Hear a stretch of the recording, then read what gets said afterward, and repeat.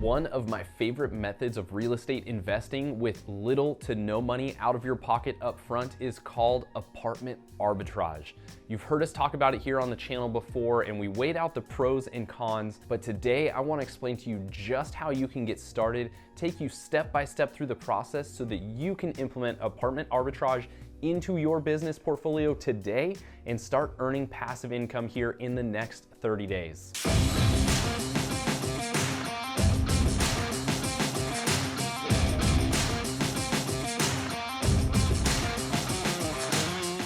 Hey guys, I'm Andrew Lewis, a real estate investor and entrepreneur with over 10 years experience building and growing a real estate team and investing in real estate. Before we get into today's content, make sure that you take a moment to hit that like button, leave us a comment below with any questions you might have, and be sure to hit that subscribe button so you don't miss out on future videos. I'm here to help you break out of the 9-to-5, gain financial freedom, and grow your wealth through real estate. In case this is your first time hearing about apartment arbitrage, let's take a moment to explain exactly what this is. This is a method of essentially negotiating a lease on an apartment. This can be a large apartment complex or some multifamily unit property. You go directly to the owner or the management company and you negotiate a lease on however many of those units that you are willing to take on. You will then take that lease and furnish that apartment or that unit and put in all of the furniture, every fixture that you need, all of those pieces so that you can then put it up as either a short-term or a mid-term rental. And then you turn that into an arbitrage, essentially meaning that you negotiated a low lease, let's call it $1,500 a month for that unit. You've now gone in and put furniture, you've added value by putting that in there, and you will either short-term rent that out if the apartment complex or the landlord will let you do that, or you can do a mid-term rental, which is a little bit more safe on that side of things, but you've got it fully furnished, and now you're able to charge $3,000, $4,000, $5,000 a month for that unit, totally depending on what you've negotiated, and you're making the difference. Sure, you don't own any real estate here, there's no appreciation factor, but this is a very easy way to get into real estate investing and start your journey on creating passive income.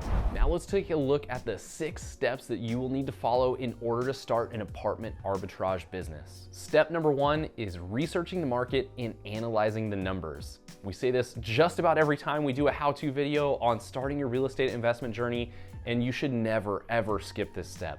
Don't just simply assume you need to do this in an area that you live because it's where you live and you enjoy it. You should actually be running the numbers on these properties, be running numbers on different cities, different areas, different states. Find out where it makes the most sense to make this kind of investment. So in this case, we would be looking for short-term tenants or medium-term tenants. For our purposes here today, we'll consider the fact that we'd be looking for medium-term tenants. What those are basically traveling nurses, traveling professionals that aren't looking to purchase a home or aren't looking to sign a 1-year lease agreement on a home because they're simply traveling for work. They go from place to place to place wherever they're needed, and they do their careers from there. So they are really attracted to apartments that are fully furnished and ready to go. Same thing with homes, but for this case, we'll be looking at the apartment arbitrage. So let's assume we're looking for a mid-term tenant. So do your research to see exactly where that demand is. If it's working professionals that we're looking for, then look for places that have big corporations that are flying people in for time periods to consult and do some of those things. It might be a little bit harder to find that, but if you focus on that medical field, I guarantee you're gonna find some great medium-term tenants. Once you've analyzed that part, now you want to take a look at the actual numbers. This is where you're going to need to do some research, pull up some information on how much are furnished homes being rented for, how much are furnished apartments being rented for, what kind of terms can you get, what's the occupancy rate. You should definitely be looking some of these up, and you can find some of that information on Airbnb and some of those websites, but again, that's gonna stick to the short-term side. There's some other resources on the mid-term rental side that will actually show you some of the listings and some of the data as far as what's being rented out there currently in your area or the area that you've identified. And we wanna make sure that number 1, there's that demand for those workers that are gonna be looking for that, and then number 2, that the numbers are going to shake out.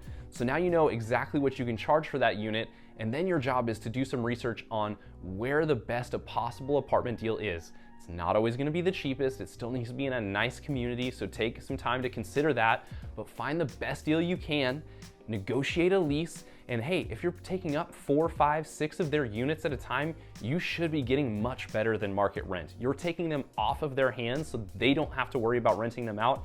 You're taking on all the risk because you're guaranteeing that that monthly payment is going to get paid. So just make sure that you run those numbers and make sure that there's some hefty profit in there for you. You should easily be able to double whatever you are being charged by turning this into a furnished midterm rental. If you can't achieve that, you need to move on and continue to search for the deal.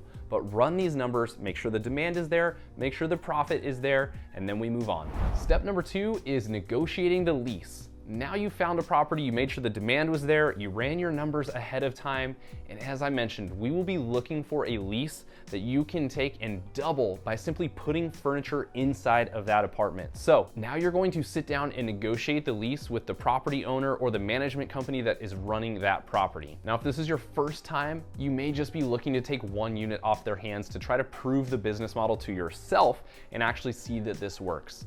But maybe you're willing to take on a little bit more risk and you're willing to go after multiple units. If that's the case and you're taking multiple units off their hands, you should be able to negotiate a much better than market rent price from them because you're taking all of the risk, all of the occupancy factor off of their plate and putting it on your own by guaranteeing that you will be on the hook to make that monthly payment if a tenant is not inside of the property. So if you're negotiating multiple, then you should be able to get a much better deal. Now, if we're just talking single unit, then just simply make sure that the terms of your agreement allow for you to sublease that property because that's the essence of what this is. You're subleasing it out. And I would be very, very clear with whoever you're dealing with, your entire business model here. Let them know that you are coming in to rent this out, to sublease it. You're going to do short-term or mid-term rental, from 30 days to 6 months, whatever that may be. I'm going to furnish it. They're going to be in and out, different people. Make sure they're aware of that because the worst thing that could happen to you would be not being honest up front, some neighbor complaining about it happening, and then them pulling that lease out from underneath you and charging you a ton of penalties for breaking that lease. Step number 3, now that you've signed the lease, you're going to go in and furnish the apartment. This is where you get to take some of that design and actually put it into practice. We're not simply just looking to drop a cheap bed in there and a couch and a TV and let them live bare bones. You need to think a little bit more along the lines of an Airbnb here because the more attractive you make this, the more you can charge for it. And let's face it, if it's a traveling nurse or it's a corporate rental, they're going to be looking for something that is attractive to the person that they're bringing into the area. They don't want to put them up in some cheap Motel 6 looking unit and have them sit there for 3 months. They're just going to be an unhappy employee. So the nicer you can make this, the more money you can look at bringing in the future. So don't skimp out, don't be cheap. Obviously, we're not looking to go to Pottery Barn and spend millions of dollars on furniture here either, but invest in high-end, high-quality, attractive-looking furniture.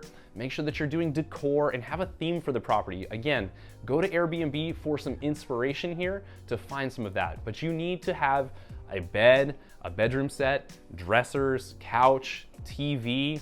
You need to take into account the kitchen. You need to bring in some of the utensils and plates and all of those pieces.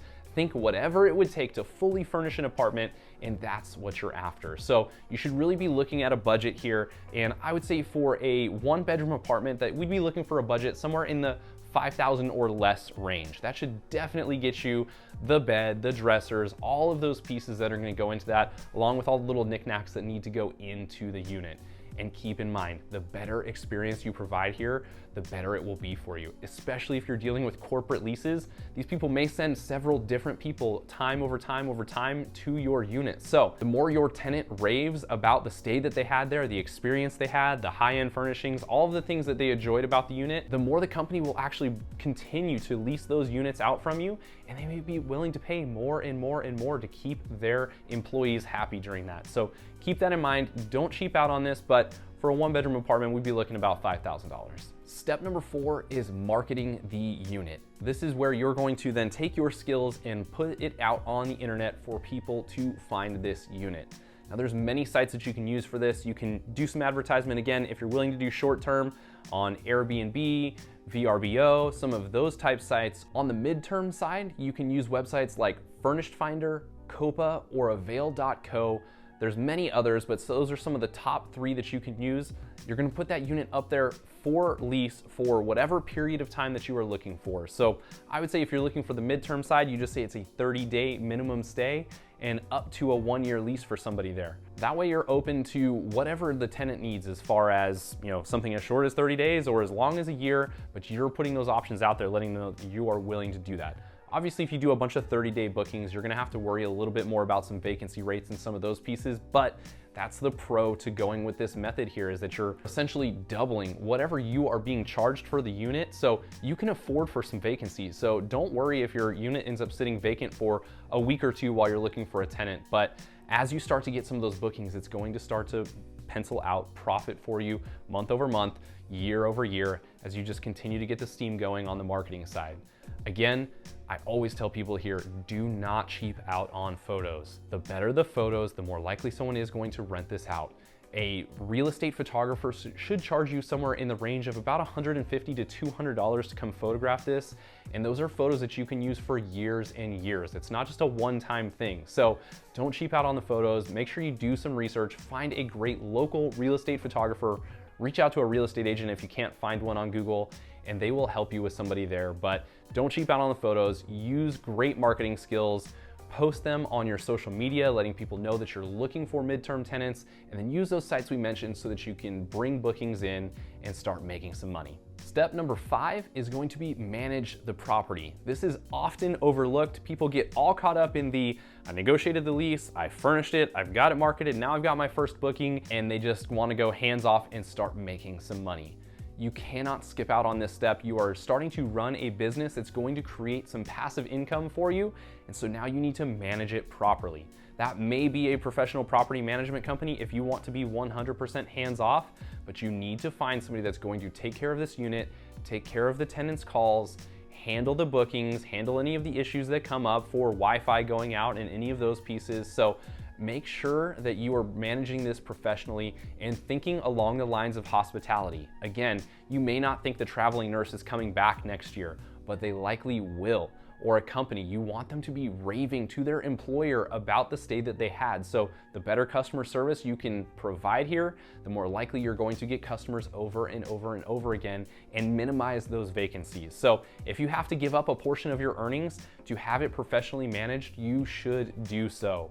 If you are game for those calls in the middle of the night about some issue that may come up, then you can manage this yourself, but we're gonna lose a little bit of the passive side of the income flow because you're gonna have to work at it just a little bit as you're managing some of those bookings and all of those pieces and cleanings and transitions in and out of the unit. So make a decision there. Again, calculate that into your numbers if you're gonna bring in a management company. Start having those conversations early, especially during the research phase, but don't skip out here. Make sure that you professionally manage this, whether you're with yourself or another company.